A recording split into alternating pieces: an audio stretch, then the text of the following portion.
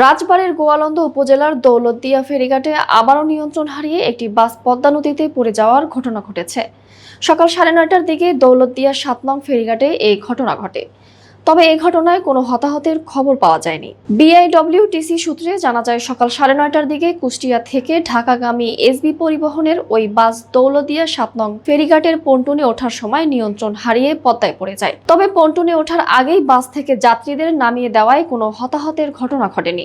গাড়িতে থাকা চালক ও সুপারভাইজার লাফিয়ে গাড়ি থেকে নেমে পড়েন। ঘটনার পরপরই বিআইডব্লিউটিসি, ফায়ার সার্ভিস ও সংশ্লিষ্ট সংস্থার উদ্ধারকারী দল উদ্ধার কাজ শুরু করে। উদ্ধারকারী জাহাজ হামজার সাহায্যে নদী থেকে বাসটি টেনে তোলা হয়। এর আগে গত 25 মার্চ দৌলতদিয়া ফেরিঘাটে 3 নম্বর পন্টন থেকে কুষ্টিয়ার কুমারখালী থেকে ঢাকাগামী যাত্রীবাহী সৌহার্দ্য পরিবহনের একটি বাস ফেরিতে ওঠার সময় নিয়ন্ত্রণ হারিয়ে নদীতে পড়ে যায়। ওই ঘটনায় মোট 26 জনের মরদেহ উদ্ধার করা হয়।